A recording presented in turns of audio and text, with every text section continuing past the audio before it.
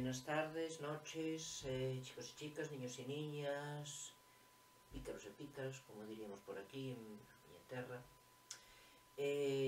Bueno, xa pasaron uns días desde que vos falei a última vez, desde que gravamos o último vídeo, e quedamos pendentes de explicar como se podía identificar un inmoble antigo, como se podía identificar unha casa antiga,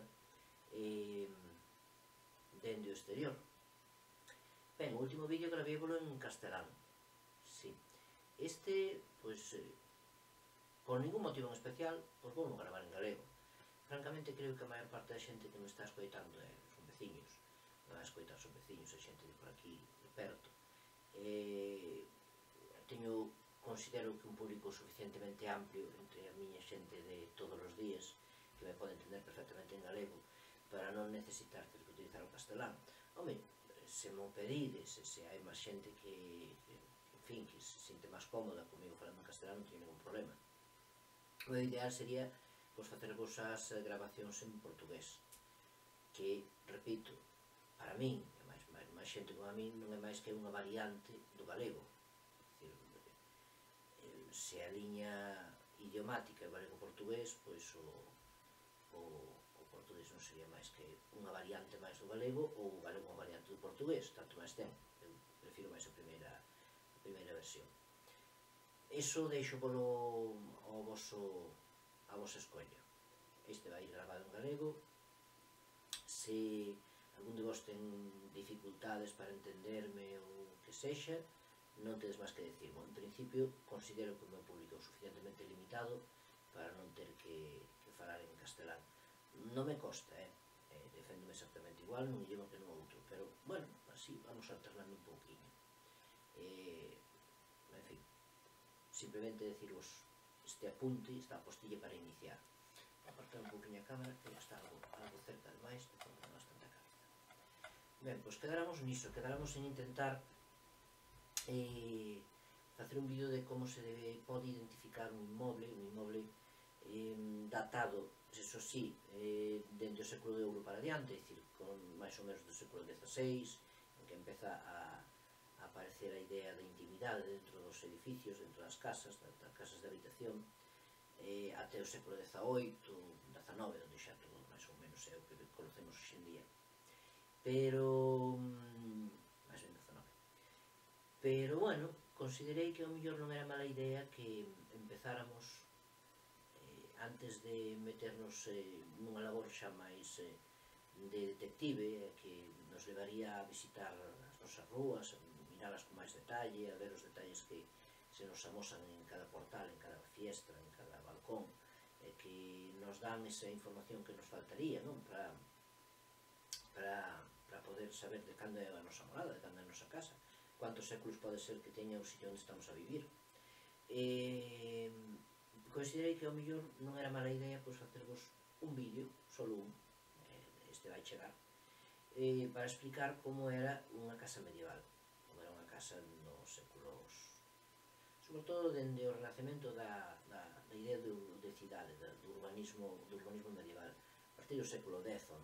Antes as casas eran eminentemente todas rurales, dende o inicio da Idade Media, pareceríanse bastante a idea que temos hoxe de palloza, é dicir, habitáculos, sobre todo as clases máis humildes.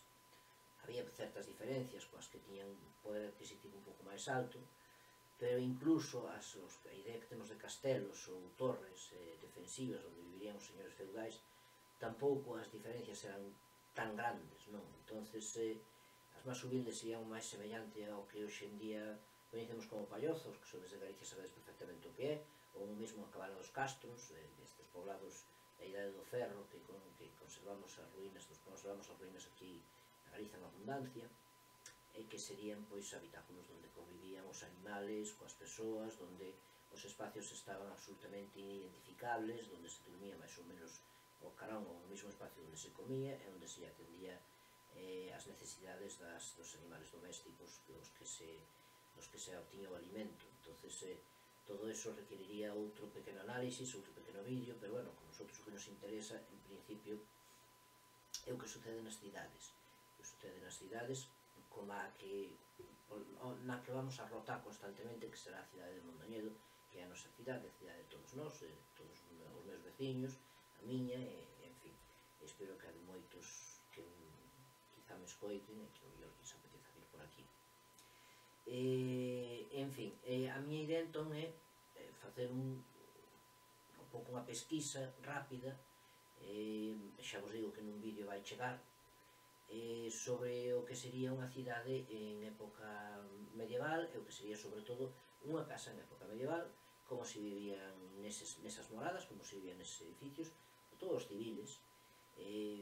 Os edificios públicos ou eclesiásticos teñan certas particularidades, non moitas, pero algunhas sí, que as diferenciaban do que sería un edificio civil estándar, un edificio dun burgués, dun mercader, dun comerciante, dun artesán, que poblaron no seu momento de unha maneira importante estes núcleos urbanos recén nacidos. Como dato, ou un pouquiño como introducción, convén quizáis explicar un pouquiño o que sucede na España católica, na España cristiana.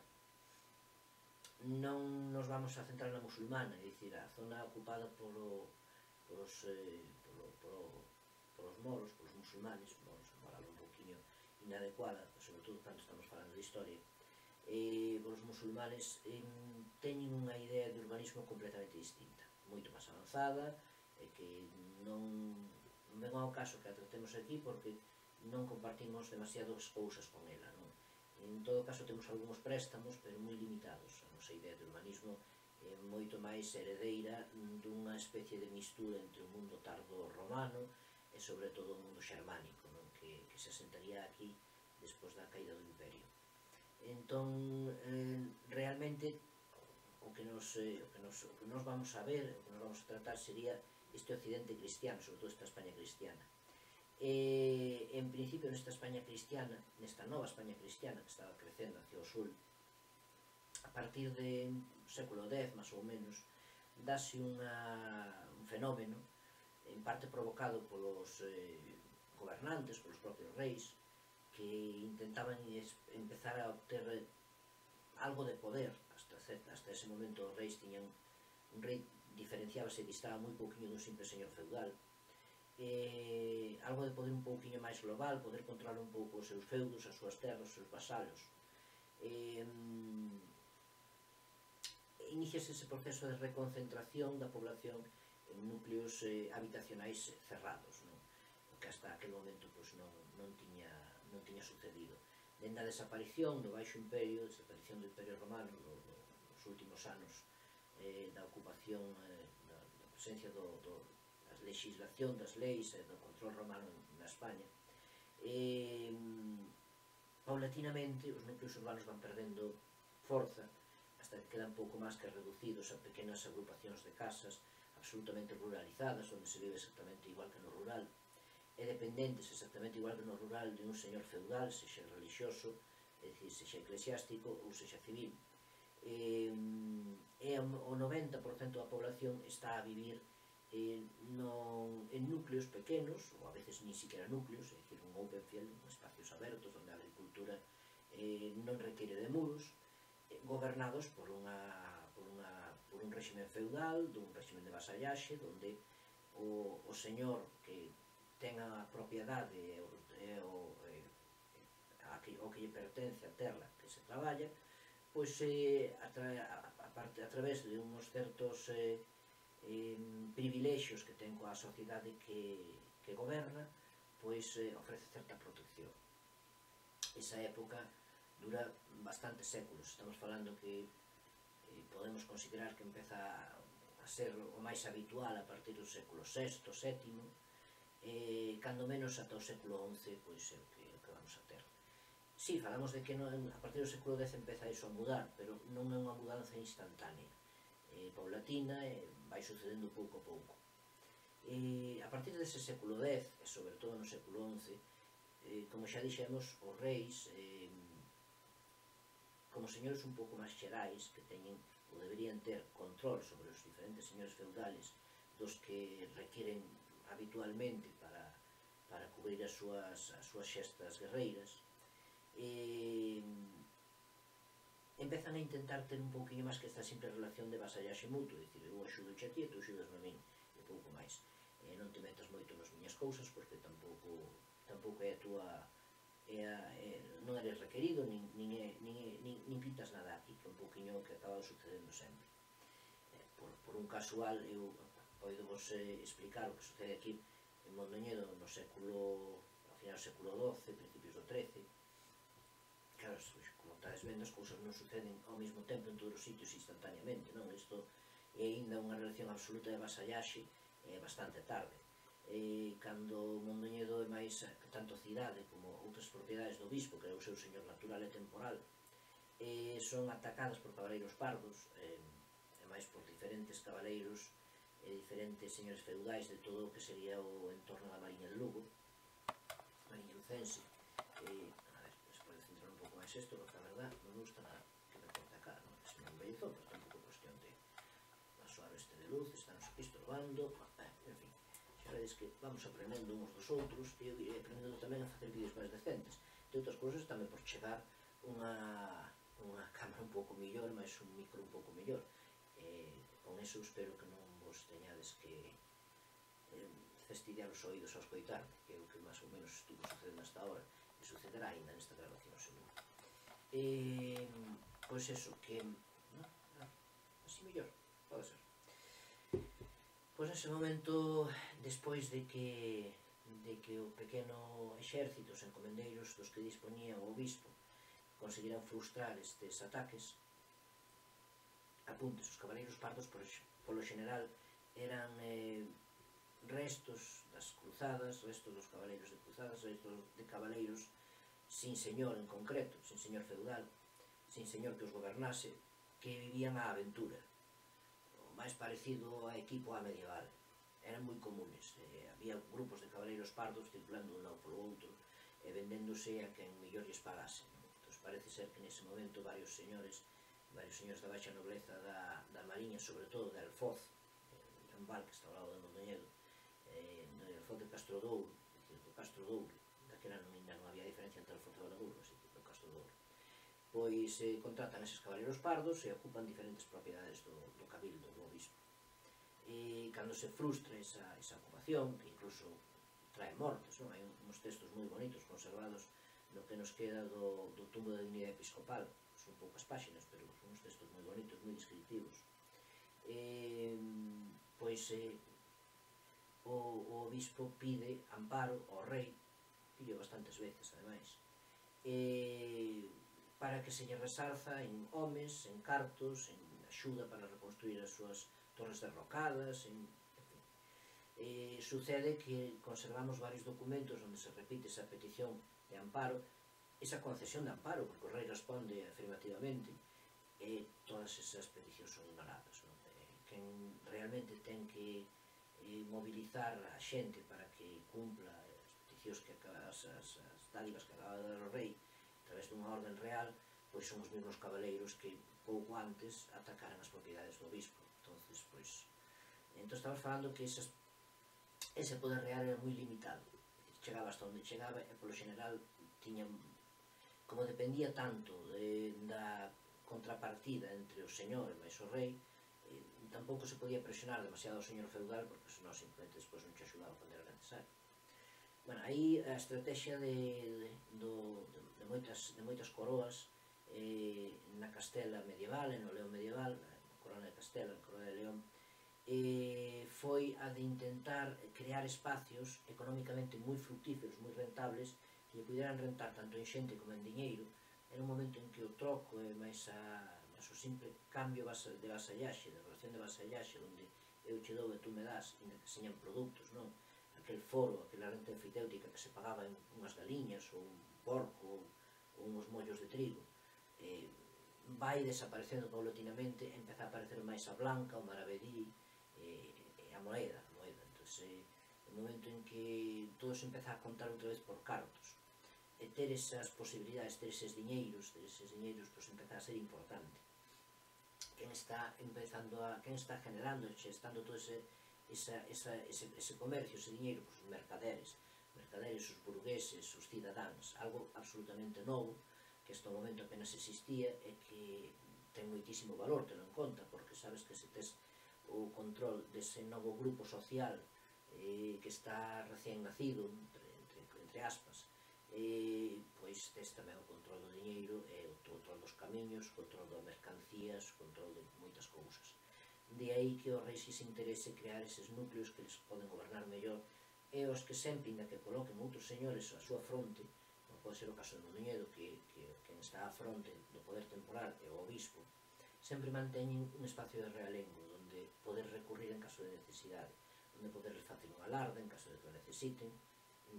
A apostilla, alarde eran as levas militares e os recontos militares de armas e efectivos para calquer tipo de batalla, donde poder, desde obter xente se é preciso, hasta obter cartos, aplicar alcabalas, aplicar impostos, financiarse. Entón, ese tipo de novo sistema de producción absolutamente novedoso por o momento, absolutamente práctico e efectivo, que é a cuna do capitalismo, ao fin e ao cabo, moitos anos antes de que fora siquiera descrito, pero efectivamente é. Pois interesa moito ter parte do pastel, entonces danse unha serie de beneficios a todos os que deciden ir morar a eses entornos máis cerrados, máis concentrados. Eses beneficios son as cartas pueblas, son as cartas forales, suelen ir acompañado a calquer fundación de vila ou de cidade. Cada vez que se nombra un espacio, un territorio cidade, ou se lle dá ese título, ou incluso simplemente vila, pois eses nombramentos reais suelen ir acompañados con cartas pueblas, é dicir, eses beneficios dos que pode disfrutar calquer cidadán, calquera persoa. É algo novo ser un cidadán, facía xa séculos que non sucedía, que se desplace a vivir a ese entorno concentrado, deixando de lado quizá certas comodidades que lle podía ofrecer o campo, pero ganando, por outro lado, outras moitas que lle vai ofrecer a cidade, sobre todo unha protección mutua, a protección do artesanado, a protección do consistorio, do reximento, de algo absolutamente novo, o que se ven a chamar despois, e se mantén durante moito tempo, como a república. Cada cidade son repúblicas, e inda que hoxe nos sone república algo un pouquiño máis a nivel estatal, porque o vemos desde o noso punto de vista contemporáneo, o certo é que hasta certo punto, pois sí, por un pouco por aí andaba, é dicir, os poderes que rexían unha cidade eran tremendamente, completamente autónomos, é dicir, prácticamente todo se cocía e se cociñaba dentro da cidade sin necesidade de contacto extramuros para nada.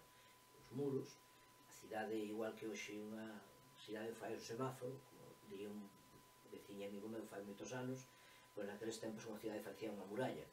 Moitas veces as murallas non eran especialmente imprescindibles, pero facían cidade. Entonces, ese espacio acotado por muros, ese espacio acotado por unha cerca, e o que sucedía dentro dela prácticamente era autónomo o que sucedía no resto dos sitios. Ese control que podía, a través deses favores que concedera no seu momento o rei cando concedera a Carta Puebla, cando dera a Carta Puebla, cando poblara a cidade, pois mantiña en contacto a realeza, a coroa, con todos os beneficios que se iban obtendo paulatinamente desas cidades. E sobre todo a interconexión entre cada unha delas.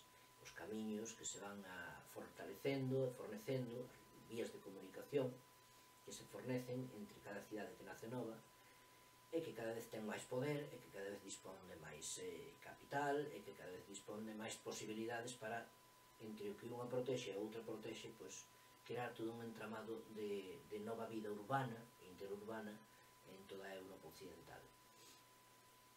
A Mondoñedo sucedelle nin máis nin menos que o que lle sucede a moitas outras cidades da Península Ibérica. Mondoñedo nace coa traslación dunha sede episcopal, e máis, xunto con eso, coas seguintes regalías que se lle ofrece ao obispo como señor temporal da cidade por parte do rei. E paulatinamente vai obtendo todas as condicións normales de unha cidade medieval, desde a presencia e a aparición dunha alhóndiga, dunha serie de tamén de... falaremos de todo isto en outro momento, porque o que ben sabedes o que máis gosto é de Mondoñedo, é de entender, conocer a súa evolución como cidade. Entonces creo que vos vai interesar cando nos metamos un pouco máis en materia, sobre o que é concretamente Son Mondoñedo. Pero para conocer o que é concretamente algo hai que conocer o que é abstractamente todo. Así que sirva o palabra que me acabo de inventar, pois empezaremos por aí, non?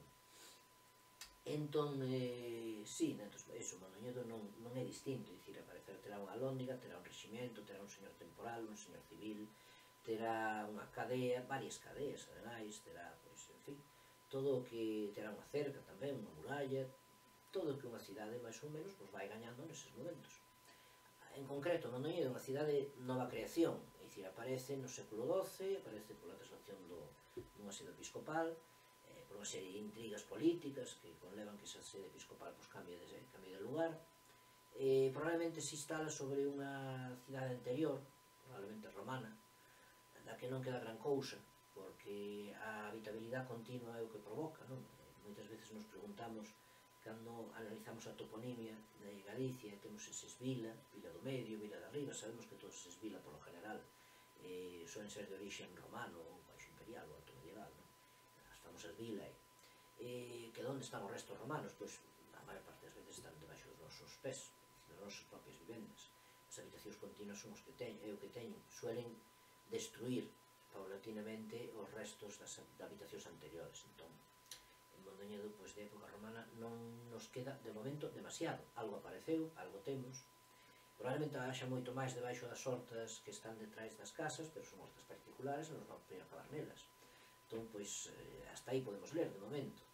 Hai espacios, está a horta da catedral, está a propia catedral en sí, que non está toda excavada, aunque eu son escéptico do que pode aparecer nela, porque no século XVI fixose unha gran reforma do pavimentado do interior da catedral, donde se levantaron, o pavimentado era irregular, cada un enterraba os seus mortos dentro como lle parecía, coa pedra funeraria que consideraba mellor ou que se podía pagar. Entonces, o pavimentado era absolutamente irregular, estaba cheo de escaleiras, de baches incluso.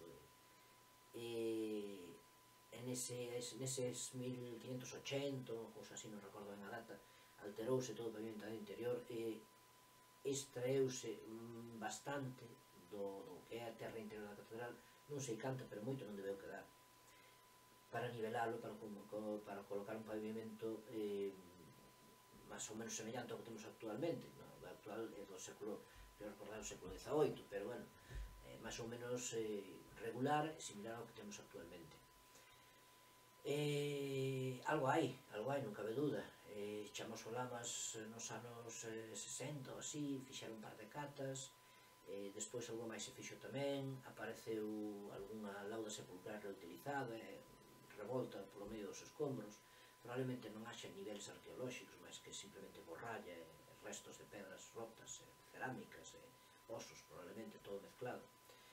Sí, probablemente se fixera unha excavación completa, que non é probable, porque non hai moito, pois acaban de recolocar toda a electricidade que vai polo subsuelo, non creo que se vai poñer ahora a arrancar todo e a facer unha excavación reglada, pero sí, probablemente algo aparecera. Obviamente, moito máis debe aparecer cando se levantou todo o que é o frente da catedral, sí, por Ponso Orolla. Eso foi unha aberración. Xa non como quedara a plaza ou non, sei que moitos mindonienses chorades polo cantón antigo. A idea de Ponso Orolla era un pouquiño volver á plaza medieval que tiñamos, a unha unidade de espacio que o conseguiu relativamente, non de todo, porque está a interrupción da balaustrada que corta a plaza en dous, non?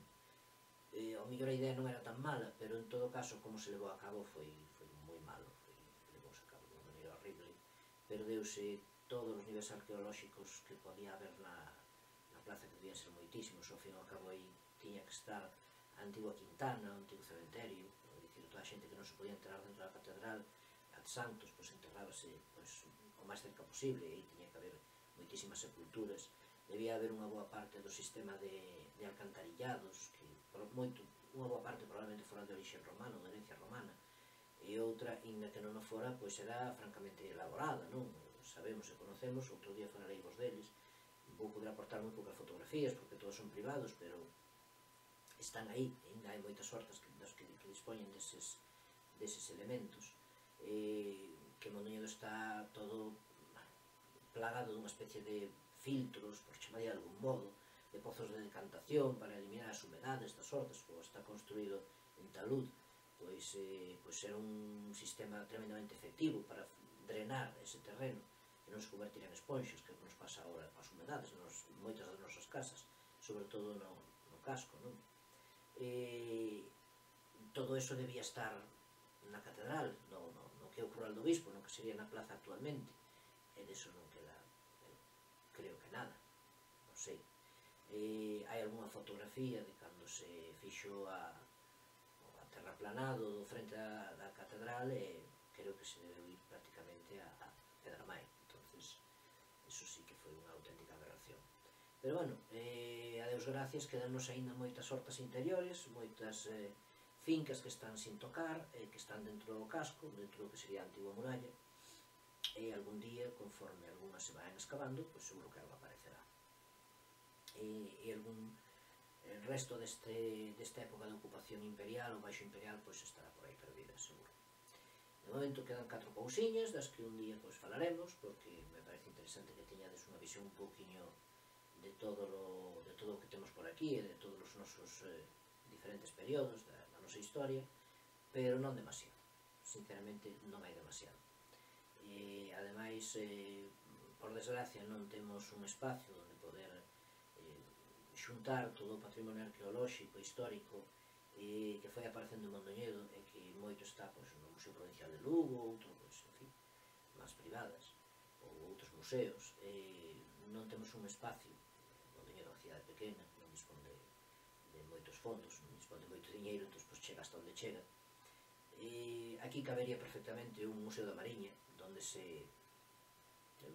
sinceramente, coa luz que estou usando, eu creo que parece 10 anos máis velho, pero bueno, irei aprendendo, seguro que a próxima pois aparece 10 anos máis novo, estou de rechupete, ahora mesmo non dá pena. En fin, eso, que non dispoñemos dese espacio, entonces moitos deses restos que foron aparecendo, por moi interesantes que poden ser algúns, pois tampouco son visitables, están perdidos en diferentes museos. Intentaremos traelos aquí, lo menos para que os vexades en fotografía, e despois a ver se vamos sacando un pouquiño de conclusións a través de todo eso, pues pouco a pouco, non? Non vamos a acelerar, a ser máis papistas que o Papa, nin a sacar máis, nin a aprender máis que o maestro, pero bueno, a ver se entre todos, entre todo que vamos aportando, e alguna cousa que me vaides tamén vosotros axudando, pois seguro que ao escoitarme se vos ocorre algo, que tedes na traseira da vosa casa, na vosa horta, eu que sei, onde sexa, pois a través deso, pois entre todos vamos aprendendo mutuamente e nos vamos enriquecendo, non? Que é o principal. Ben, vamos a ver. Para explicar como é unha cidade medieval e como sería unha casa medieval, o instrumento que vamos a usar vai ser basicamente a miniatura. Non hai apenas planimetría medieval de época. Explícome. Nosotros actualmente temos unha visión tremendamente cartográfica do territorio, non? Nosotros, hoxe máis que nunca, se non temos o Google Maps, non sabemos ir ao cuarto de baño. Pero, aínda xa prácticamente desde que temos memoria, todos nós, pois, aínda cando íbamos a facer xa peinocanas, con os meus 48 aniños, recordo perfectamente que se ibas a que si te levabas o mapa de carreteras e co mapa guiabaste para onde necesitabas ir. Incluso os nosos avós, incluso os nosos bisavós, todo estaba un pouco designado por 4 puntos cardinais e a distribución nun mapa en papel, é dicir, da situación de cada obxecto, de cada lugar ou cada obxecto, cada elemento cartografiado que queríamos describir. Na Edade Media non era tanto así. Na Edade Media, pois, a visión do territorio era un pouquinho máis global. As cousas situábanse, os elementos situábanse, os inmuebles, as fincas, os terreos, os vales, as propiedades situábanse, claro. Pero situábanse dunha maneira que mezclaba o coñecemento consuetudinario por un lado e os elementos localizadores globales por outro. O coñecemento consuetudinario era cando se daban os datos tan abstractos que só unha persona que vivira naquele momento e conocera o territorio naquele momento os podía entender. Iso vémoslo con tremenda regularidade nos documentos anteriores ao siglo XVI, onde non se dan identificacións concretas que poidan levarte a saber onde está algo, non? Que ao final os datos que se te ofrecen son tan abstractos que se non vivías no século XV pois non tiñas nin a máis remota idea do que estaban falando. E despois, por outro lado, cando se intentaba situar algo no territorio, tirábase sempre de elementos máis ou menos conocidos e tirábase dunha situación eso relativa, é dicir, algo estaba hacia un lado ou hacia outro. Por exemplo, unha casa na Praza da Catedral, se quería darse unha situación, primeiro dábase os colindantes tiñan que ser todos conocidos, porque se non son conocidos, como sería a actualidade, tampouco saberíamos onde estaba. Despois, se querías darlle un punto aproximado dentro do que é o territorio da plaza, non se decía poniente, levante, norte, sur, non, eso non se usaba. Usábase un punto máis ou menos conocido, o que todo o mundo deberá conocer, un edificio público, algo máis ou menos importante, pudera ser a fachada da catedral, a porta pequena da catedral, a albergaría, unha etapa xa un pouco posterior ao consistorio, e dicíase que ese inmueble estaba hacia o consistorio, hacia a alberguería, hacia a alhóndiga, etc. Eso máis ou menos situábate, porque tú sabías onde estabas todo eso, pero se non souperas, pois malamente poderías sacar unha situación. Entonces, explícome, non estábamos tendo unha visión planimétrica, estábamos tendo unha visión do mundo máis de localizacións consuetudinarias abstractas. Non sei se me estou explicando, porque non é moi sencillo se non o vemos na praxe, non? De aí que non conservamos planos como tal, non é habitual. Dibuixar un plano sobre papel e colocar os elementos nel non é algo que seña común de ver en miniaturas medievales. Eso é prácticamente inexistente. Os primeiros mapas empezan a aparecer no século XV. Antes do século XV algo hai, pero moitos deles traídos da tradición clásica e deformados hasta o indecible, porque ao fin e ao cabo representaban a Terra, representaban os continentes, buscaban a relación áurea, a relación con Deus, en fin, a filosofía aplicada á xeografía, a teoloxía aplicada á xeografía. Entón, realmente non son prácticos.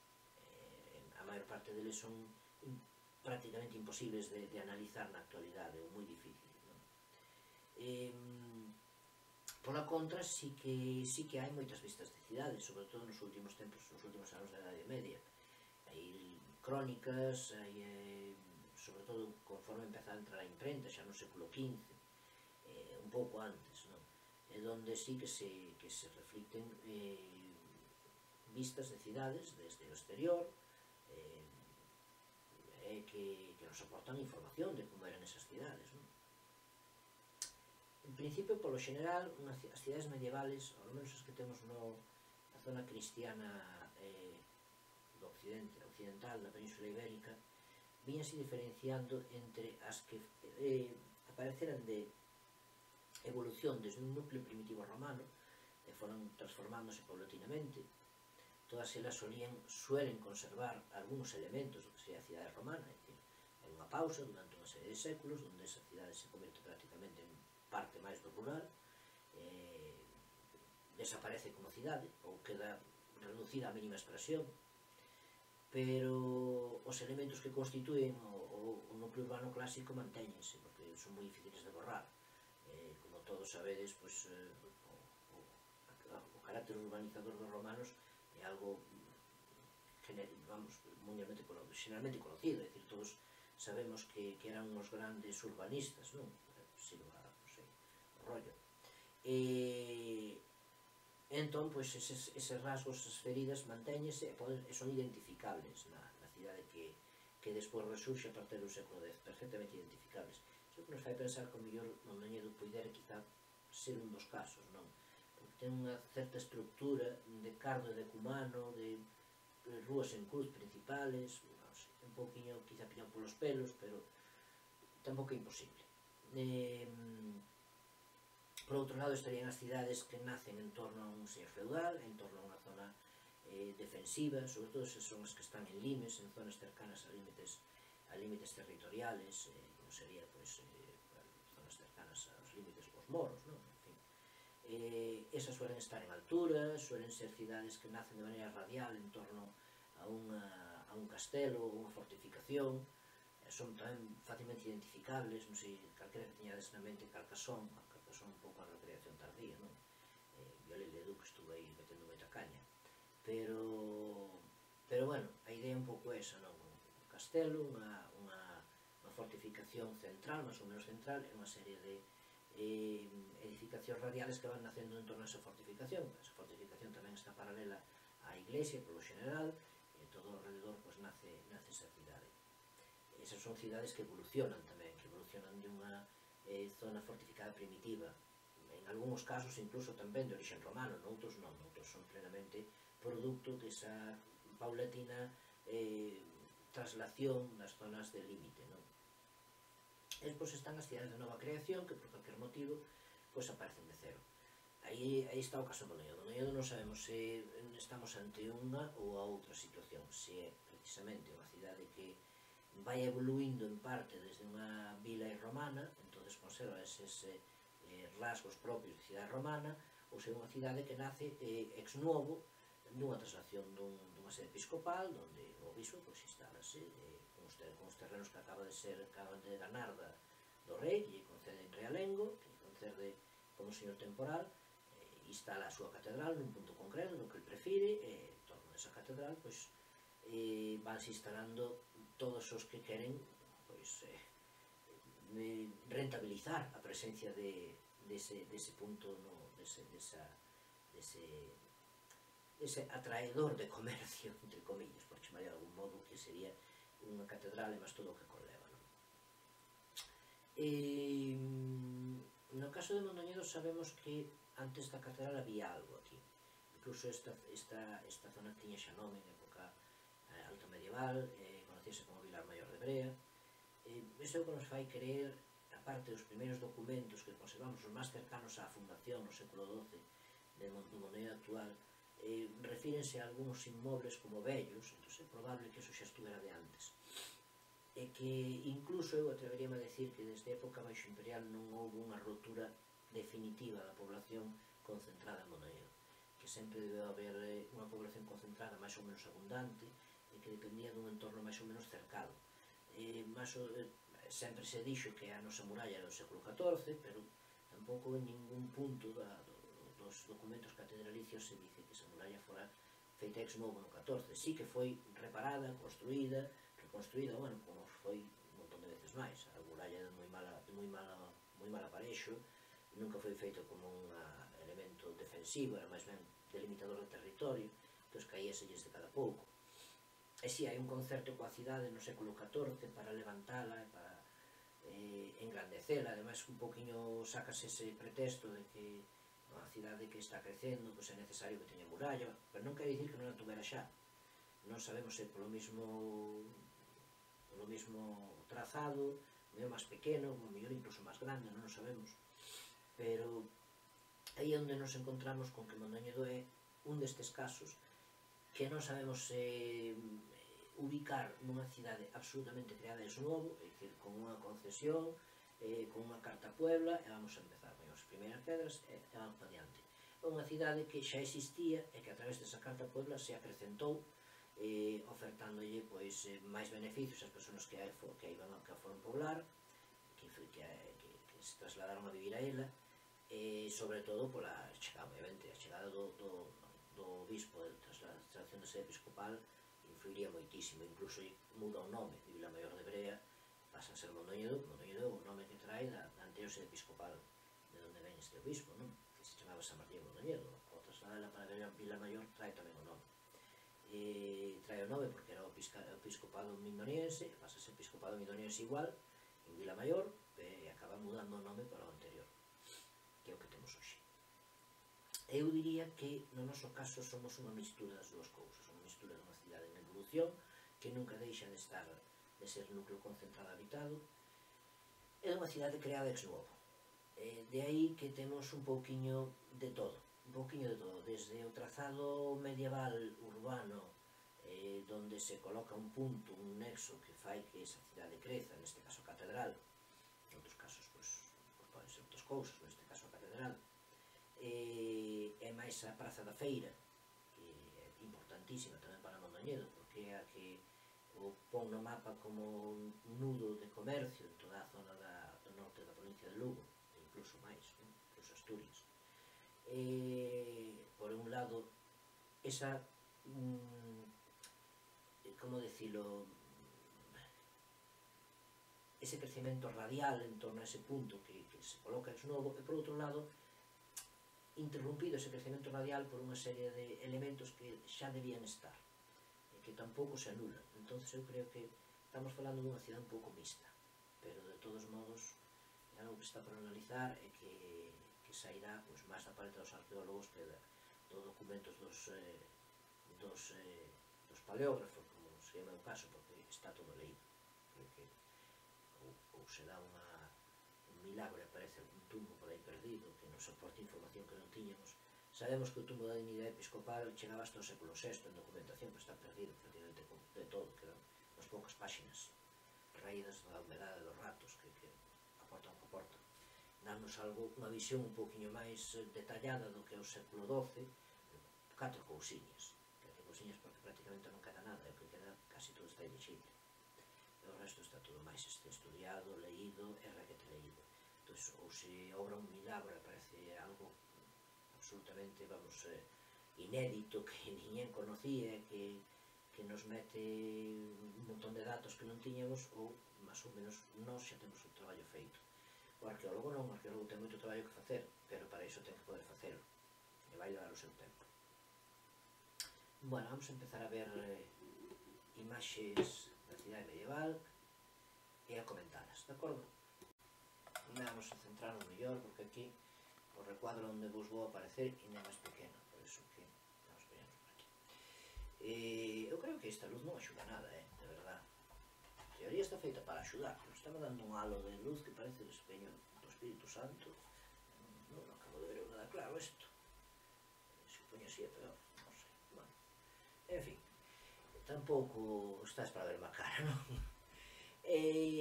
Vamos a empezar esta imaxe, este Nuremberg.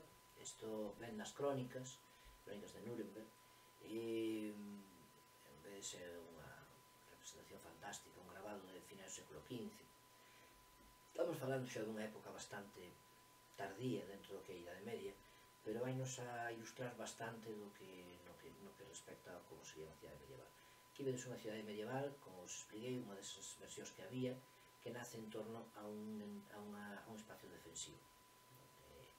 Arriba, na parte máis alta, vedes o castelo, que sería a Mota, na Península Ibérica, que son conhecidas como motas, e despois todo as faldas do castelo, todo entramado de casas que se amontonan, se apilotonan, e se xuntan unhas coas outras prácticamente sin deixar espacio a nada máis que as simples e as mínimas rúas para poder pasar. Iso é unha imaxe moi común da cidade medieval, e que, como tal, deberíamos vela hoxe. É dicir, hoxe en día vemos as cidades máis abertas. A cidade que vemos hoxe é produto do urbanismo do XIX. Por moito que queiramos ver cidades medievales en algúns dos nosos cascos históricos, non están. É dicir, iso desapareceu hai moito tempo. No século XVI, sobre todo a partir do século XVI, empezase a constatar, xa coa peste negra do XIV, non? Pero no XVI as pestes repítense, empezase a constatar que esa concentración exagerada de población, de casas, de construccións que se unen prácticamente unhas ás outras, incluso nos frentes. Veremos algunha diapositiva onde constataremos con facilidade. É insalubre, insana, é nociva para a xente que habita os cascos históricos, moitas desas, os cascos, perdón, históricos, xa naqueles momentos moitas persoas están fuxindo deses entornos cerrados, están intentando vivir fora deles, moitas veces para evitar certas obrigas que conlevaba a vivir dentro de murallas, dentro de muros. En teoría, os muros eran protectores, os muros eran os que impedían que chegara unha enfermidade, os muros eran os que impedían que chegara o ocupación e invasión dun veciño, en fin, non lle do eso, non lle iba a pasar, en verdade sí que lle pasou, pero nadie o iba a invadir, polo menos xa non nunha época tardía. Como vos falei, hai unhas escaramuzas aí nese século XII, pero despois, pois, tuvemos unha vida basicamente en paz. Pero sí que... Pero se descontamos eso, tampouco había moitos máis beneficios por vivir entre muros. Se podías disfrutar igual dos beneficios que se tiñan, de ter unha educación gratuita, de ter unha medicina gratuita, algo que non sona moi contemporáneo, pero bueno, eran características habituais da cidade medieval, non? Que o médico tuvera que prestar servicio aos cidadáns de maneira gratuita ou moi barata, solía ser relativo, dicir, cando a persona podía pagar os seus servicios, pois cobrábaselle, cando non, pois ou non se lle cobraba nada ou en proporción ás súas posibilidades, algo moi moderno, verdad? Educación, si, había maestros que estaban obrigados a dar educación, a das primeiras letras, máis imprescindible para sair ao mundo a todos os habitantes intramuros, non? Eran cidades, francamente, teñen eses detais ilustrados que as fan sitios máis interesantes para habitar, e que van ganando pouco a pouco, quizá non no século XII ou XII seña o común, pero conforme vai avanzando o mundo urbano, pois todo eso está presente, non? Pero se todo eso se podía obter vivindo fora de muros, vivíase fora dese apelotonamento insano, xa empezase a ver que a partir do século XV, XVI, que moita xente con posibilidades económicas, sobre todo onde as cidades non precisamente non están a risco directo de invasións militares. Estamos vendo que Nuremberg non é o caso, está completamente concentrado dentro de muros, pero non hai do sitio era, pois moita xente intenta evitar vivir dentro dos muros e sale fora do casco encerrado, fora do casco amurallado, e construínse casas incluso xa non só as humildes, que era o que sucedería antes, senón casas pacegas fora dos muros, o que leva a que paulatinamente, co intento de manter ese control da población, sobre todo en impostos e alcabalas, pechos, pois os reximentos empecen a cortar e impedir que os cidadáns faigan crecer os seus inmobles hasta o infinito, cerrando as rúas, quitando prácticamente a luz do sol do interior das cidades, lles obliguen a derrocar as ampliacións hacia o frente, os volados das casas. Entón, isto que vemos aquí non o vamos a ver hoxe en ningún lado. Podemos ver algúns barrios de alguna cidade onde pode quedar algo similar, pero as cidades foron completamente transformadas a partir do século XVI, son moitos anos, estamos falando de 5 séculos, e no XIX o cambio foi absoluto. De outras cousas, pavimentáronse as cidades neste momento, nesta que vemos aquí, vemos que todo o entorno, o que estaría, en teoría, máis beneficiado por ser onde vivía a clase máis elevada, a clase económicamente máis favorecida da cidade, que é o entorno do castelo e do palacio, está en herba, vedelo perfectamente aquí na cidade, na miniatura, no grabado. As rúas estaban en terra. As rúas, cando había cualquier celebración importante, vemoslo no libro do Consistorio de Mondoñedo, moi repetido, pedíase aos veciños que as enramaran, é algo que conservamos hoxe en Corpus, que se fan as alfombras florales, en algúas carnavales, en algúas festas populares dos nosos povos de Galiza e das de España. Eses enramados non eran para outra cousa máis que para que, ao ser plantas olorosas que se sacaban do rural, co pisar da xente dos cabalos, pois notábase menos o cheirume, o fedor que debía haber realmente nestes cascos, non? Pasamos a seguinte diapositiva. Seguinte fotografía. Isto que temos aquí ven tamén dunha crónica do século XV. Isto é Xerusalén. Aquí estamos representando dunha maneira un pouquiño máis bastante naif o que sería unha das cidades que se consideraban nese momento maiores da cristiandade. Volvemos a ver o mismo, un amontonamento exagerado de casas. Estou pensando agora que non teño moi claro se Xerusalén non é. Xerusalén non é. Isto é é dunha crónica precisamente dun viaxe a Xerusalén, pero de ser Esmira ou algo polo estilo, porque está en costa, ten porto, e ten incluso moinhos de vento, que os podedes ver en algunhas das torres, que están adaptadas con moinhos. Isto Xerusalén non é. Teño unha diapositiva de Xerusalén, pero creo que nesta vez non van tocar. É igual, é unha cidade medieval, como vos estaba explicando. Incluso nesta podemos ver, a ver se me funciona isto, podemos ver aquí, non, isto non é, así máis ou menos, vedelo aquí, podelo ver aquí.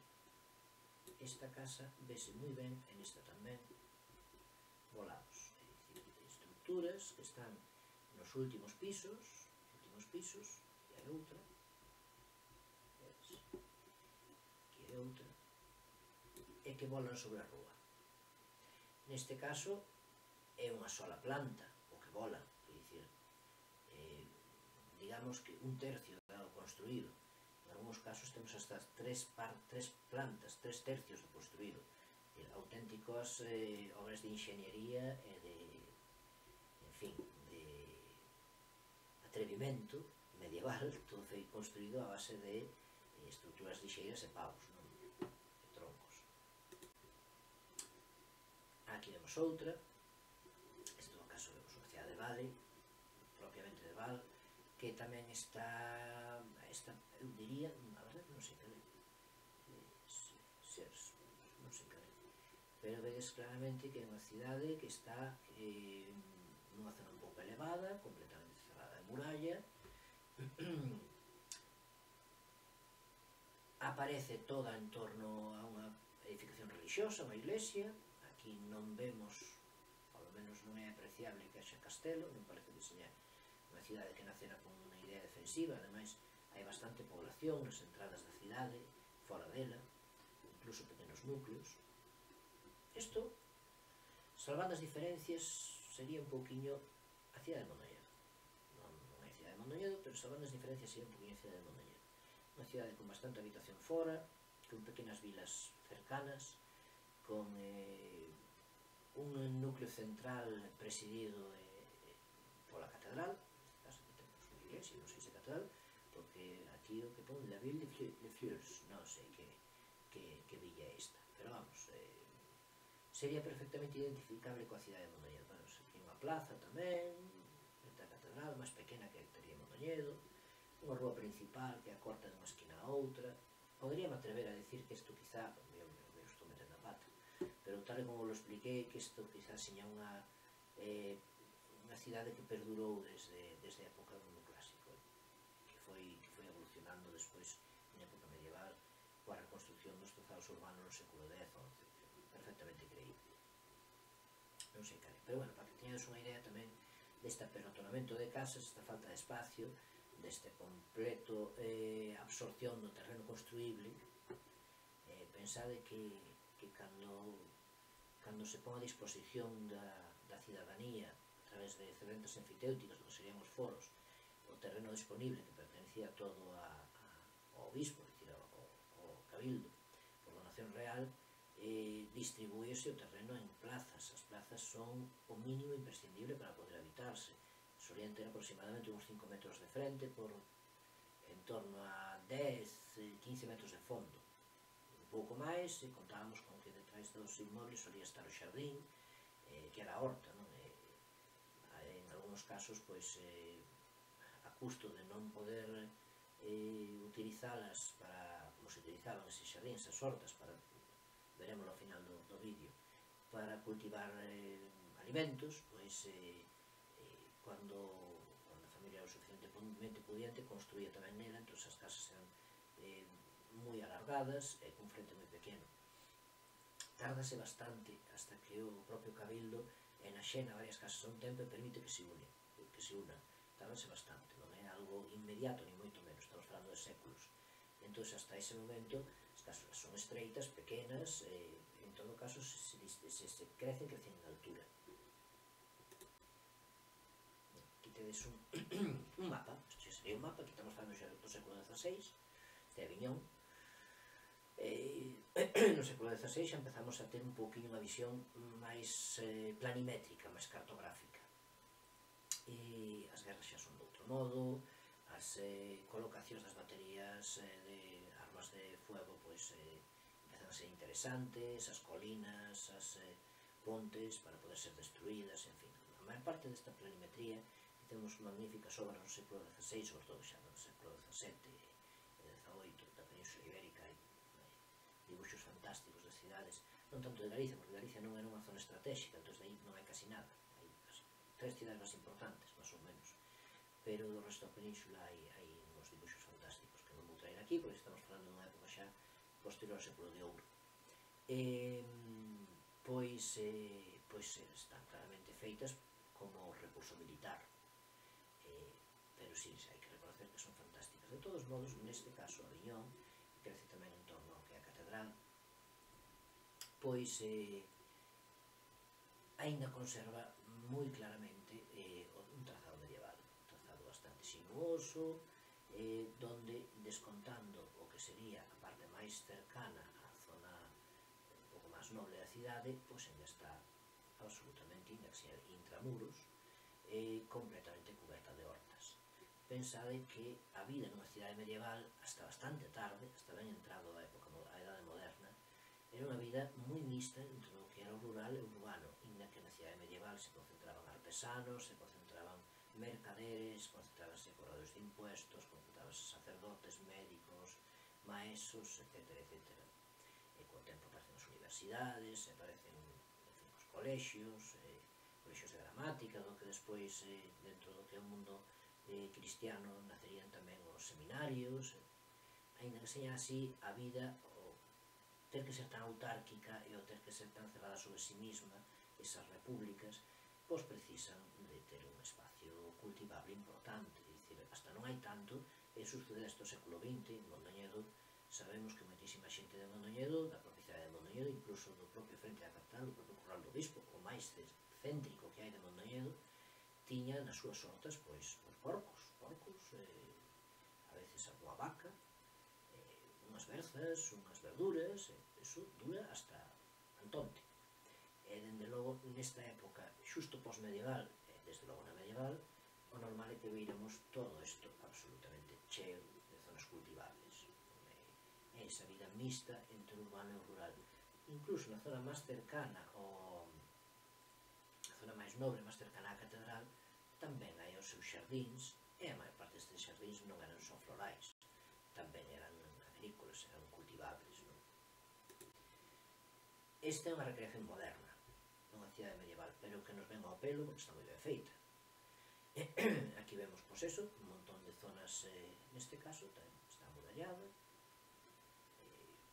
non vexo que a muralla seña completa, parece que simplemente cerra un poquinho a zona da iglesia, non?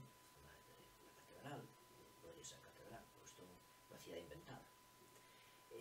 Tamén todo o entorno está cheo de casas con horta, con xardín. Aquí vemos un poquinho como están construídas estas casas, é interesante, porque ainda que seña, xa vos digo, unha reconstrucción, unha recreación absolutamente moderna, pois danos unha idea fantástica de como estaban construídas. Casas construídas rápido, materiales baratos, lixeiros, normalmente o basamento ou a primeira planta estaba construída en pedra, neste caso creo que nin eso, pero sí, era o habitual, que a primeira planta estaba construída en pedra e sobre ela se levantaran o resto dos andares, o resto dos sobrados, que era como se conoce en documentación medieval de aquí, cando lemos en documentación medieval un sobrado, segundo sobrado, están falando de plantas, de pisos, en madeira, troncos,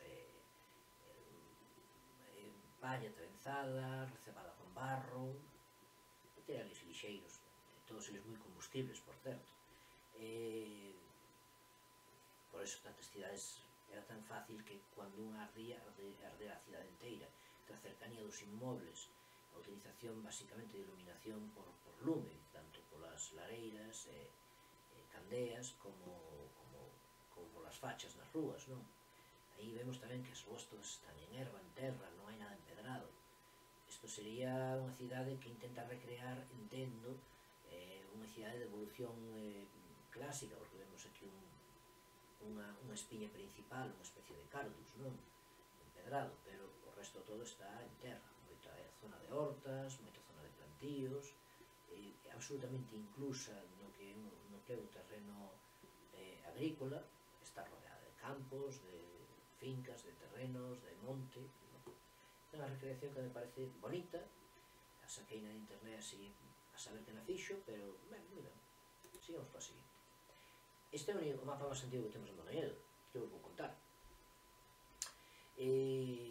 Todos nos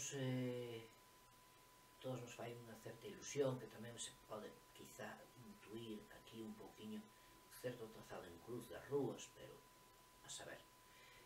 Aquí este é o mapa de Coello, polo pode ser datar sobre 1830 e pouco, que vemos que sí que hai menos o que é a zona central máis urbanizada, onde como tamén o mapa non está feito moi a detalle, prácticamente non está feito nada a detalle, non vemos o espacio entre as casas, simplemente as mazás son mazacotes macizos dentro do mapa, por eso que non ofrecen información ninguna, pero vemos que hai hortas dentro do cercanos ao propio casco por todos os lados. E o que sería o trazado da muralla, que diría por aquí, por aquí, que xa non estaría neste mapa, xa non existiría, aí se intúese polas rúas que no seu momento foron cerca, foron paso de ronda e tal, e que agora están por aí, podemos ver máis ou menos, ou intuílo máis ou menos. A casa medieval, o que vos decía, feita de materiales lixeiros. De cando esta casa é unha casa que está ainda en pé, na cidade de Centro Europa, non ten por que ser medieval, a ver, ou pode serlo tamén, pero duro. Outra cousa é que este modo de construir mantúvose hasta moi tarde, entonces se non é medieval, pois na época medieval sería máis ou menos igual. Que é o que conleva que estas construccións lixeiras, aquí vemos tamén un pequeno zócalo en pedra, moi pequeniño, non é máis habitual, o máis habitual que a primeira planta inteira fora de pedra, a primeira planta fora de pedra, neste caso non, son un zócalo, unha cimentación. Que conleva isto? Son edificacións moi baratas, moi lixeiras, ao fin e ao cabo a madeira obtíñase do entorno, a palla o que se utilizaba para cubrir os intersitios entre pés dereitos e dormintes, que chamamos ingleses half timbered wall, pois obtíñese tamén palla, ou a veces xa máis tardíamente ladrillo, a veces cascote, ou barro simplemente, varas e barro, obtíñese tamén do entorno con facilidade. Tamén permite abrir vanos maiores, estes vanos normalmente na época medieval non iban cerrados con cristales, eran con celosías, pero celosías e contraventanas, claro, pero ao ser toda a estructura, unha estructura de entramado ligada sobre si mesma e con multitud de clavazón, pois abrir un gran hueco non comprometía a estabilidade para nada do edificio, do inmueble.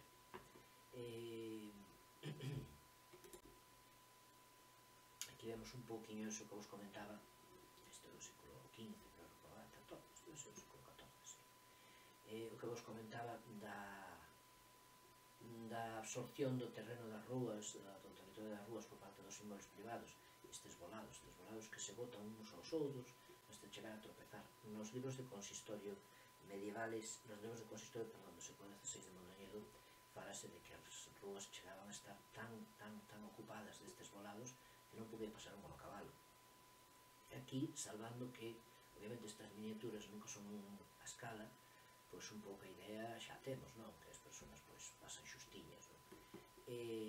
Tamén estes volados, estas estructuras de madeira construídas ancladas no que sería un muro lixeiro, con clavazós, e máis troncos, e máis soportes, que volan hacia o frente e crean habitacións no aire, colgando no aire, pois son estables mentres que o son, cargan moito peso, as tellas siguen pesando igual, non todas as cubricións, normalmente en casco urbano as cubricións eran mixtas de tella ou de colmo, pero as máis eran de tella, e iso é pesado, cando non de pizarra, como no caso de Mondoñedo xa de época máis tardía.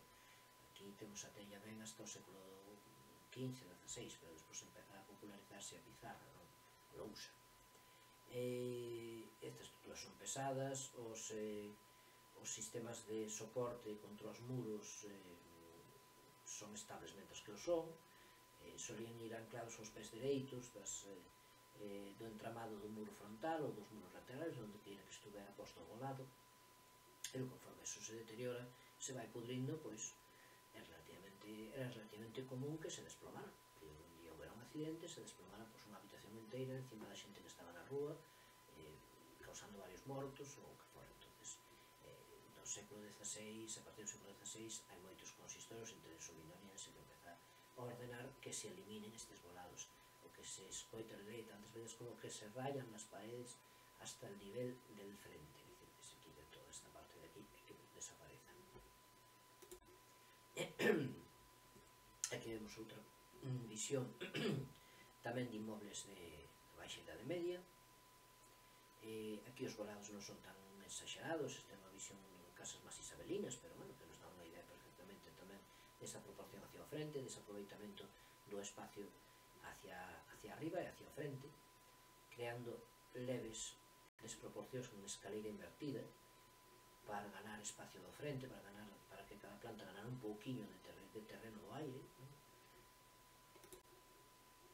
Aquí vemos tamén un pouquiño que xa vos comentaba, que as proporcións se ganan en altura e que as torres, polo general, non son, cando un documento medieval se fala de torres, non son eses edificios almenados, ni defensivos, ni nada por estilo, son ser simplemente isto, edificios que ganan máis de unha planta, que son diferentes tipos de tellados, edificios deste estilo que ganan máis unha planta, porque as posibilidades económicas do propietario son as suficientes para facelos seguir crecendo, crecen en altura hasta que non poden crecer máis, porque a estabilidade se compromete, e despois crecen hacia o frente e hacia os laterales, facendo auténticos, artistadas. Ben, principal que teríamos que falar unha casa medieval. A base de todo casa medieval, do 100% das casas medievales en Mondoñedo, do 100%. Hai moi poucos casos onde non se vexa iso. O establecimento comercial, é dicir, o taller. Hai unha frase que di que nunha cidade medieval, unha cidade, unha frase un poquinho entre urbanistas, historiadores do urbanismo, que en toda cidade medieval cada esquina é mercado. O sea, certo, hai unha zona onde se celebran as feiras, unha zona onde é habitual que se xunte o ganado ovino, cabalar, ou que queira que se compre e se venda, pero despois calquera esquina, calquera porta, calquera portal é mercado. O sitio perfecto para o mercado. As regulacións actuales para montar unha tienda non existían, é obvio. Entonces, o habitual era que cada punto de cada local tivera posibilidade de generar dentro dele un pequeno negocio. Eses negocios mantéñense máis ou menos idénticos ou igualmente distribuídos desde a época medieval hasta o século XIX. Un pouco antes, pero non moito. A casa entrábase pola porta principal. A porta principal tiña ao fondo, ao final, unha especie de zaguán, o paso para as cabaleirizas ou cuadras, onde, como era habitual en todas as casas, había unha zona onde se tiña ganado, onde se tiña animales domésticos para alimentación ou, cando as posibilidades económicas eran as suficientes, para carga ou para monta. Quen dispuña dun cabalo tamén daros conta que daquela un cabalo era como hoxe dispuñer dun tanque, era un arma de guerra. Entón, quen dispuña dun cabalo tiña que estar tamén a expensas de que pudera ser requisado ou pudera ser chamado nun alarde para ter que servir ao exército coa súa cabalería. Entón, non todo o mundo, moi pouca xente dispuña de cabalos. Normalmente se dispuña de algúns cerdos, de algúns cochos, de algúns galiñas, algúns conexos, eso estaban en todos os hogares, non era nada raro. Quizá a diferencia entre unha casa medieval urbana e unha rural é que había unha certa separación da presencia deses animales domésticos e a habitación dos humanos. A veces non tan patente como puidéramos esperar, pero sí, algo de separación podía haber.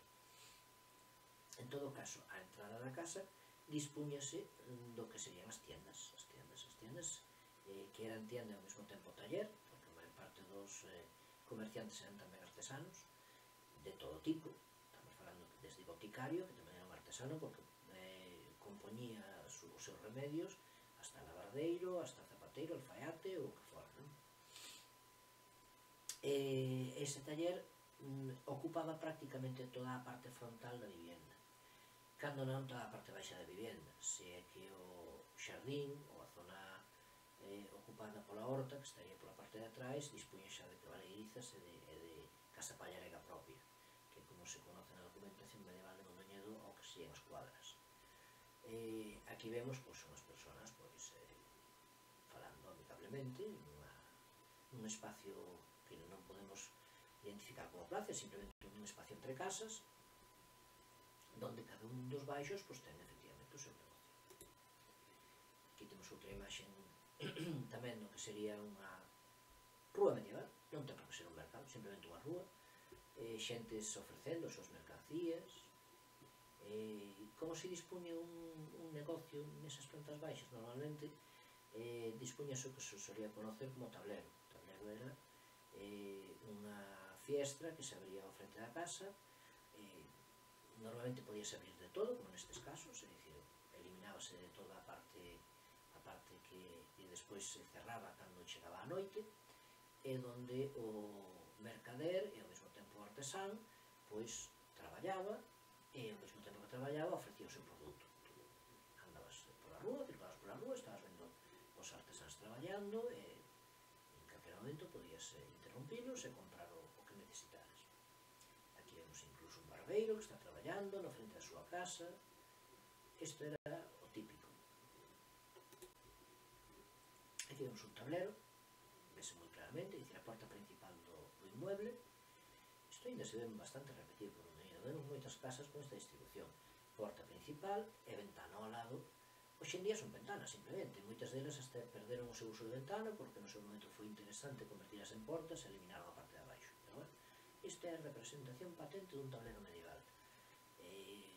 Se conocían como tableros estes mostradores porque moitas veces tiñan esta disposición de aquí, que vemos perfectamente, é dicir, unha especie de contraventana levadiza que despois se baixaría no momento en que chegara a noite, e era que protexer os produtos que aquí se facían, a produción do artesán, e unha que se baixaba hacia o frente con un simple palitroque para que se vea de mostrador. Esta é unha imaxe bastante representativa do que sería unha casa medieval normal. Todas tiñan esta, o 90, por non dicir o 100%, tiñan esta distribución. E ollo o dato, que as tendas non eran as de hoxe, eran moi pequeniñas. É unha casa, nunha proporción como a deste caso, que está en unha plaza medieval bastante estándar. Esta casa pode ter 5 ou 6 metros de frente, bastante máis de fondo, non? Neste caso fai esquina, pero bueno. Podía ter perfectamente 3 ou 4 tendas. Algúnas servirían co tablero hacia o frente e outras servirían co tablero hacia a entrada. As que xa non terían, niso se a casa tiña colindantes laterales polos dous lados, xa non dispoñían de tableros laterales porque lindaban con parede con outras casas, pois a través da entrada dispoñan de tableros hacia a entrada. Aquí vemos un comerciante, neste caso que corta e vende os seus produtos, é o carniceiro, en un posto de rúa. E aquí vemos o que sería unha tenda. Esta é unha representación magnífica do libro de oficios de Nuremberg, que é unha obra de arte, vos recomendo, está online, donde se aparecen todos os gremios da cidade de Nuremberg, e cada un ilustrado con unha miniatura. O libro de oficios de Nuremberg dura bastante tempo, empeza no século XV, vese edicións non, porque son todos feitos á man, pero mantense como poderían ser un libro de cabildo, un libro de unha cofradía ou así, ou mesmo os libros de fábrica das iglesias, hasta o século XVII, creo. Todos eles teñen as súas miniaturas. Supoño que nesto en concreto debe ser do século XVI, pero vemos unha representación perfecta do que sería unha tenda, que é unha fiestra, moi pouco espacio para traballar, unha mesa, isto sería un xastre, un costureiro, unha mesa, esta é unha mesa de fiadores, está traballando aquí cos seus paños. Aquí vemos un tablero aberto, tamén do libro de oficios, o tablero da rúa, ese tablero pois ten dispostos xa diferentes produtos que está ofrecendo os viandantes, generalmente eran muestras para que a xente despois pudera encargar os seus móveis que lle interesaban, neste caso un carpinteiro, unha representación magnífica tamén do que sería unha tenda e un taller de artesáns dunha casa medieval. Xa vedes, dos espacios moi pequenos, porque había que aproveitar moito o territorio, facer grandes tendas era un luxo do que dispoñemos agora, que aquela non dispoñía. Bueno, vamos falar de outro espacio que hasta certo punto podemos considerar como separado. Despois xa veremos como están o resto dos lugares habitados dentro dunha casa medieval. Hasta certo punto que a cociña ten certa autonomía de por sí. É certo, ben é certo que en moitas casas medievales os lumes que se ven en habitacións como habitacións máis comunes onde que podían ser de diferentes usos, pois probablemente tamén servían de cociña, pero bueno, o certo é que nas crónicas que temos e nos documentos que tan parcamente suelen detallar os interiores das casas, por non decir nada, son documentos civiles, pois sí, hai unha leve aproximación á idea de cociña. A idea de cociña existía, é dicir, un sitio apartado onde se facía lume e onde se cociñaba e onde moitas veces tamén se comía, incluso se reunían para falar, conversar e máis outros labores. Aquí vemos unha muller, dá a sensación de que está afiando lá, a outra dá a sensación de que a está teñindo, porque está revolvendo os madeixas de lá nunha gran ola. Aquí vemos a campá, que absorbe os fumes. Aquí vemos un grupo de xente que está comendo, é dicir, que vemos que a cociña, inda que probablemente era onde se preparaban os alimentos, tamén sería para máis cousas, tamén era a zona de reunión. Aquí vemos, sin embargo, isto que vos decía, estes lumes, estes lares, que se colocaban en diferentes espacios da casa e que non tiñan por que ser precisamente a cociña, e probablemente tamén se utilizaban como cociña, se fora necesario. Pasamos ao leito, non me estou detenendo moito, porque en caso de que seña necesario xa volveremos sobre algún dos puntos noutro vídeo, cando vayamos avanzando sobre casas concretas en Mondoñedo, etc.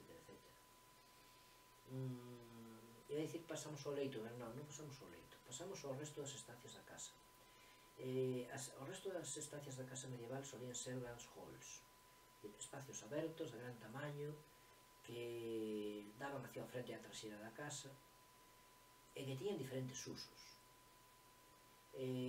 Dependendo de moitas cousas, podían ser dormitorios, podían ser salas máis ou menos múltiples de usos múltiples, de reunión, podían ser comedores, se celebrar alguna festividade, podían ser pequenos despachos onde o mercader recibía facía os seus tratos, podían ser un pouco de todo. Neste caso, como isto é unha representación da realeza, pois o que o dormitorio está un pouquinho máis creado como tal, sería unha casa do mercader non tería isto, pero ainda así vemos que aquí neste dormitorio estáse facendo un pouco de todo. Hai unha especie de banco largo onde están sentadas as mulleres falando, hai outras mulleres comentando cousas, hai animales, está o leito. Aquí vemos outro dormitorio. Outra cousa moi habitual tamén na época medieval é que as camas, as zonas de dormitorio non eran zonas onde a intimidade estuvera moi presente, non? Incluso era habitual que se tú eras un viaxeiro que se detiña na casa de alguén e recibías a súa hospitalidade, pois que te invitaran a dormir con eles, no seu propio leito, xunto con eles, xunto coa súa muller, o seu marido, e tú dormías ali, non era nada extraño. Aquí vemos un pequeno escabel para subir á cama, non? As camas solían ser máis cortas, porque se solía dormir un pouco incorporado, anchas bastante, porque a veces en cada leito dormía a familia inteira, non requerían de máis, podían dormir 5 ou 6 personas, pero un pouco máis cortas porque se tendía a dormir un pouco incorporado. Hai outra cousa que non suele ser conocido, pero o tema de dormir, o proceso de dormir, de pasar a noite na Europa medieval, na España medieval, non era unha, como decirlo, non era unha idea uniforme de vámonos para a cama, mañana empezamos a traballar outra vez, mañana nos vemos. Era descansar, pero descansábase por parroquias, non? Iaste para a cama, dormías unhas horas, levantábaste, podías poñerte a facer labores, despois de dormir esas horas. O sono interrompido era moi habitual. Hoxe en día incluso se dice que é positivo, non teño moi claro, pero era moi habitual.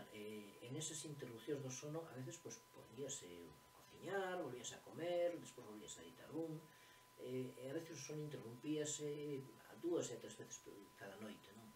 Iso era o habitual. E, efectivamente, as zonas que se escollían en cada momento para dormir, esas zonas que se escollían como leito, pois eran zonas bastante habitadas, onde pasaba bastante xente, onde tamén se comía, onde tamén se cociñaba, onde tamén se causaban tratos, non? E negocios, a persona estaba no leito e que alguén quería pasar para falar con ela, pois pasaba, non pasaba nada. A idea de intimidade actual non é algo que estuera moi presente. Aquí vemos outra. Tamén era moi habitual que cando o señor, ou neste caso estamos falando de xente de un nivel social un poquinho máis baixo, de mercaderes, de comerciantes, pero que tamén tiñan os seus negocios, e facían os seus tratos, e tiñan a súa xente, os seus servidores, pois estaba enfermo, ou polo que fora, pois non se levantara do leito, pois recibía a toda a súa xente e non había ningún problema dentro do dormitorio, dentro do espacio que se dedicaba a dormir. Volvemos ao mismo, non eran dormitorios como tal. Temos aquí tamén iso, que se dormía un pouco incorporados. Esta non era unha posición de estar simplemente falando, podía ser precisamente de dormir. Chega o momento, podías simplemente cerrar os ollos e para adelante.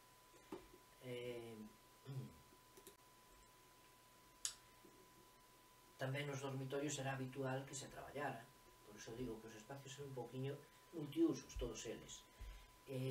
De aí que a maior parte dos móveis, xa veremos algúns máis adiante, non é fácil encontrarse con móveis medievais orixinais, pero algunha recreación veremos, algunha cousinha. A maior parte dos móveis eran móveis desmontables, que podían cambiarse de estancia cando fixera falta. Se o dormitorio, por algún motivo, requería ser ampliado porque, non sei, se iba a celebrar unha pequena festa nel, non vos extraña, tampouco sería tan raro, é dicir, non eran espacios que tuveran un uso concreto, un pouquinho que quero recalcar. Non estamos falando de dormitorios realmente non deberamos, sería o sitio, a zona do leito, onde a xente dormía, naquel momento concreto, pero naquel momento concreto, despois de dormir, podías correr as cortinas, era máis tipo alcoba, cerrar as portas, e facer outro uso calquera. A alcoba, basicamente, eran armarios con un colchón dentro. E o resto da sala, podía pasar a ser despacho ou incluso cociña, se a casa non tiña máis espacio, non? Neste caso, vemos que no propio dormitorio se dispón un pequeno escritorio con anaquel con libros, en fin, un facistol con os libros abertos, non é nada raro tampouco. Aquí vemos algúns móveis tipos da época, estes son típicamente góticos, todos eles eran típico, o banco, o low boy, os móveis baixos, todos eles móveis que se podían desmontar con facilidade ou transportar con facilidade, en caso de non ser desmontáveis. Aquí vemos outro dormitorio, onde tamén se está facendo todo tipo de vida, todos móveis desmontables, como vedes estes pequenos banquiños solían separarse esas patas con unhas pequenas cuñas, desmontábase todo. Estes tamén solían desmontarse polos laterales con as pequenas cuñas, podíanse levar. Aquí estáse cortexando no mesmo espacio que despois se utiliza para dormir. Non é que o señor fora a colarse na alcoba da doncela para cortexar, non, é que simplemente isto era normal, eran espacios que non estaban destinados a un solo uso. En este caso, o uso que se lle está dando é múltiple. A señora levantouse ou despertou, xa é de día, e agora recibe o seu namorado ou o seu, non sei, o que sea. As relacións de parexa tampouco son as da hora, pero estamos comparando un pouco coa actualidade, que ben nos sirve. Pois no espacio do dormitorio, porque era o que tiñan, o que dispoñían, non? E non era nada raro, ni moito menos. Aquí vemos uns cuantos móveis medievais, isto é unha recreación moi realista, a verdade. Este 3D ou algo así desto moderno que hai agora. Unhas sillas máis rurales, estes móveis que son un pouquinho máis complexos, todos con cuñas para que se podan desmontar con facilidade, incluso este banco tamén con cuñas. As miniaturas anteriores non se vían as cuñas, porque as miniaturas non se paraban a tanto detalle, pero nesto que é unha recreación pois tal, pois todos con cuñas, ves, incluso os leitos están todos con cuñas. Todo isto sería facilmente desmontable, retiranse estas cuñas, desmontarse as tablas e te lo llevas para outro lado. Por múltiples motivos, porque as casas se incendiaban con facilidade e tiñas que poder rescatar o que puideras, porque o traslado de vivienda a vivienda era relativamente habitual. As casas estaban en foro, os foros podían enaxenarse en calquer momento, perderse, tú tiñas que poder rescatar a maior cantidad de móveis posibles con a maior facilidade posible, porque as estancias non tiñan un uso concreto, único. Entonces, nun momento esa estancia necesitaba ser retirada e librada para facer unha pequena festa, ou para recibir uns invitados que viñan desde a facer un trato desde outra cidade e había que dispoñer ali dun leito máis grande e dormir todos ali xuntos. Dispoñíase outro leito ali que estaría guardado, unhas mesas máis, unhos bancos, podíase comer primeiro, despois retirar as mesas e dormir. Un pouquiño a idea. E tendo en conta que o número de estancias que había era moi limitado, estamos falando de que a tienda, o taller na planta baixa, as cortes, a cociña, que polo general solía ser un espacio individual, e despois un gran hall, unha gran sala, e se non tiñas máis sobrados, aí se acababa o conto. Se tiñas máis sobrados, o mellor tiñas outro gran hall máis, todos eles con eses mesmos usos mistos. Aquí vemos outra representación onde se ve moi ben como serían os muebles da época, todos muebles non definitivos, que non creaban espacio, como vemos aí está o escritorio é simplemente un elemento que se acerca a un escabel ou a un estrado e xa tes escritorio. Esta é unha representación magnífica. Tamén estes pequenos cubículos insertados na parede, muebles integrados no muro. Aquí temos tamén esta unha ilustración magnífica. Aquí vemos tamén as celosías, incluso creo ver na parte de arriba de cristal emplomado. Este era un verdadeiro luxo. Este dibuixo probablemente señor siglo XV. Cristal emplomado non o tiña calquera. En Mondoñedo non empeza a aparecer hasta ben entrado o XVII. Quizá un pouquiño no finais do XVI, pero punto e pelota. Isto sería un auténtico luxo, cristal emplomado. Mercaderes con posibilidades económicas altas. Estes armarios empotrados para guardar libros. Os libros, como vemos, este é algo que preservamos despois os nomes, os chamamos libros estes que hai nas catedrais, chamanse tumbos, non? Pues chamanse tumbos, normalmente os libros guardábanse deitados, por a dificultade que había de telos de pé, entre outras cosas que eran moi pesados, moi aparatosos, deteriorábanse con facilidade, guardábanse deitados, tumbados. Ahora vamos contar un pouquinho, falaros un pouco do que sería a vida exterior dentro do propio casco urbano, o xardín. O xardín, como se denomina aquí en Mondoñedo, na documentación medieval mindoniense, e non é un término extraño tampouco. O xardín non significaba que fora unha zona onde houbera flores e árboles exóticos. Tamén, en algúns casos tamén. Pero, bueno, neste caso sí, aquí temos o propio xardín bucólico gótico, non? É o que nos imaginaríamos por aí en Cantares de Gesta, con súas floreciñas, unha doncela, con unha... Bueno, de flores, parece que ten aí, non? É todo moi século XV, non? Pero, bueno, XIV, XV, non sei. Pero, bueno, o xardín tamén era isto. Isto sería perfectamente un xardín urbano. Detrás da casa, uns terres feitos con varas, con vegetación, par de árboles e verduras. Alimentos que se cultivaban dentro dese xardín, non? Dentro dese espacio verde, dentro de muros, para abastecer a propia familia e incluso para vender, se había excedente. Se non había, facíase por haber, que unha falta facía moitas veces.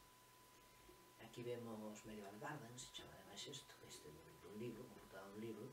Aquí vemos efectivamente estas casas que están feitas con material lixeiro, como vedes, os muros de half timber and wood, como xa falamos, as pequenas tendiñas, a porta, e máis o tableiro, están ofrecendo aquí, pois, parece verduras ou alimentos á venda, e vemos que polo resto todo está intercalado de xardines de espacios verdes cheos de verduras, árboles frutales, árboles de madeira, etcétera, etcétera. Era o máis común, cada un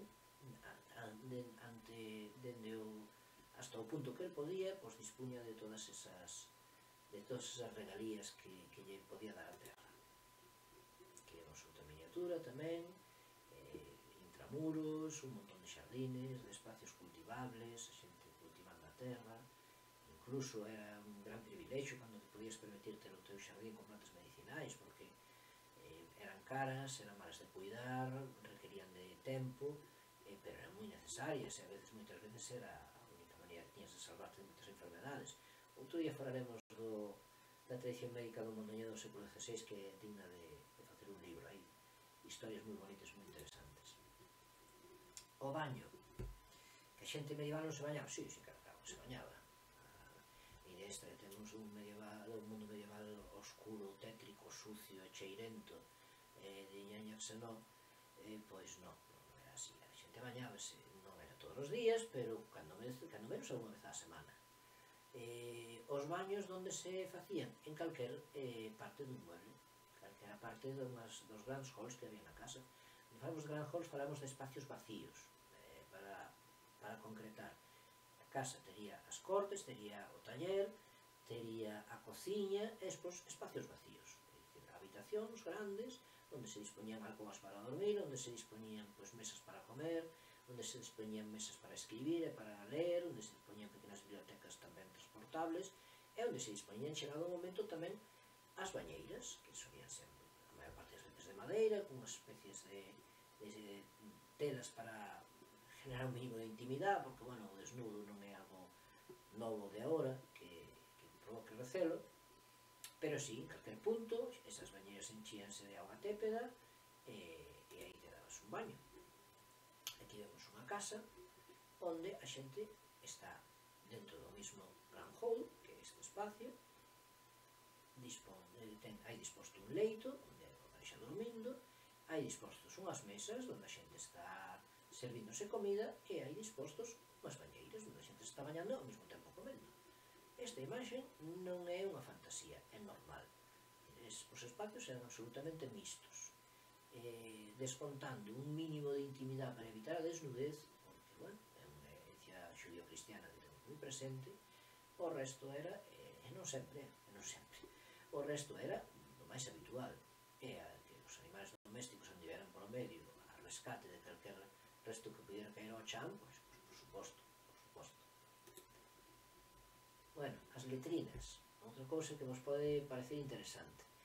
As letrinas eran, sí, había sitios onde facer as necesidades, non cabe duda. Pequenos cubículos dentro de todos os inmuebles, donde se dispuña unha serie de bancos con buratos, que daban ao vacío, e donde un, pois, facía as súas necesidades. Isto é unha recreación moderna, obviamente, pero encaixa bastante ben coa idea de letrina. Incluso aquí, se vos fixades, a policromía do muro, facendo sillarejo, con as rosiñas e tal. Cando vexemos como se restaurou a Casa de Cunqueiro, da Praza da Catedral, veremos que é unha cousa similar. Non é que fora unha letrina, pero isto era común. Estamos falando do século XIV, XV, pola roupa desta xente supoño que XIV. Pero isto é unha letrina, e isto sería unha letrina habitual. Un tipo de letrina, un tipo de como se chama, necesaria, como se conocían tamén. Bueno, un burato inmerso no muro, aí pois facías as túas necesidades, tiña un pequeno tragaluz para evitar os obvios olores, e no fondo acumulábase a basura que un encargado, un operario, que tiña xa esa labor, retiraba desde a rúa a través dunha pequena abertura, recollía e despois reutilizaba para, bueno, claro, nada se desperdiciaba. E xa está. Hasta aquí chegamos. Espero vos parecer interesante. Non me vou a deter moito máis, porque os vídeos fanse eternos. En principio, pois, que vos queda un pouquinho a idea esta de que este foi en galego. Non sei se vos interesa que sigan sendo en galego, se vos parece mellor que volva ao castelán, non hai problema. Incluso se queredes que os faga en portugués, para mí sería ilusionante, pero non o acabo de ver. Entonces, basicamente, o meu público é local, non? Entonces non vexo moi claro que o portugués sería unha gran idea. Que sería prácticamente o mismo, pero bueno, aí queda. Senón, seguimos en galego, cando vexa que alguén pois me pide que os faga en castelán, pois non teño ningún problema. Ou incluso podo alternalos, facemos en galego, outros en castelán, non hai ningún problema. Eu son galego falante, castelán falante, obviamente fluido. Sería un pouquinho máis complexo nos pedires en inglés, pero se fai falta, pois botamos un pouco de valor e tamén faríamos algo en inglés, non hai ningún problema, vale? E nada máis, hasta o próximo día. Espero que vos gustara este repasiño que lle fixemos a Casa Medieval. Quedadevos coa idea de que a Casa Medieval era basicamente un lugar de traballo e un lugar de descanso. O resto dos espacios, os espacios non estaban subdivididos, non había espacios de intimidade, todo estaba mixto, donde se facía unha cousa facíase a outra, dos poucos espacios un pouquiño